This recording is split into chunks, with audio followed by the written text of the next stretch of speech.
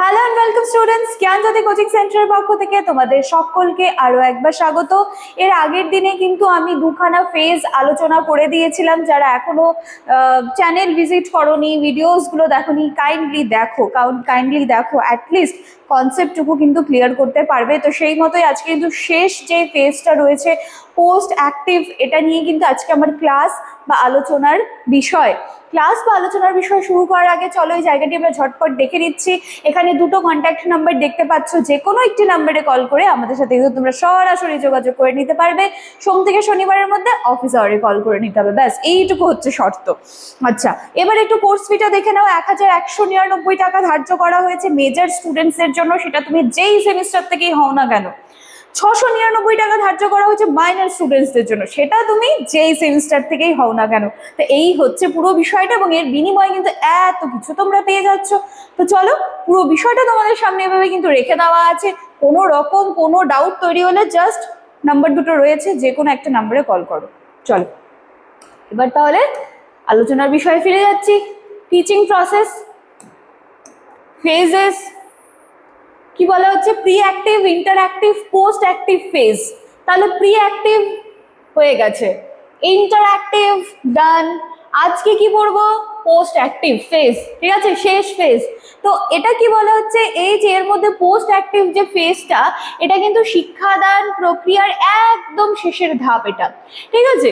এই পর্যায়ে পাঠদান শেষ হওয়ার পর শিক্ষক কি করে, শিক্ষার্থীদের শেখার ফলাফল সেইটাকে কিন্তু তারা পরীক্ষা করে এবং নির্ধারণ করে যে শিক্ষার যে লক্ষ্য ছিল বা যেটা নিয়ে শুরু হয়েছিল সেটা কতটা অর্জন করা হলো বা করা হয়েছে বা কতটা অর্জিত হয়েছে।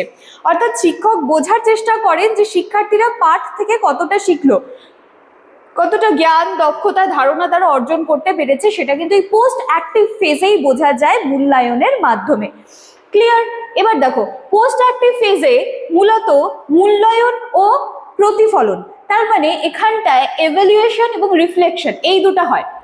শিক্ষক বিভিন্ন পদ্ধতি, যেমন লিখিত পরীক্ষা, মৌখিক পরীক্ষা, বিভিন্ন ধরনের প্রশ্নোত্তর, কুইজ, অ্যাসাইনমেন্ট, পর্যবেক্ষণ, এত কিছুর মাধ্যমে কিন্তু শিক্ষার্থীদের যে শেখার যে অগ্রগতিটা, শেখার অগ্রগতি মানে কি, কতটা সে শিখলো, সেইগুলোকে যাচাই করবে কিসের মাধ্যমে? এই যে লিখিত পরীক্ষা, কখনো কখনো মৌখিক, কখনো কুইজ, কখনো অ্যাসাইনমেন্ট, বিভিন্ন অবজারভেশনের মাধ্যমে কিন্তু এই স্টেজে টিচাররা দেখেন যে তারা কতটা শিখলো।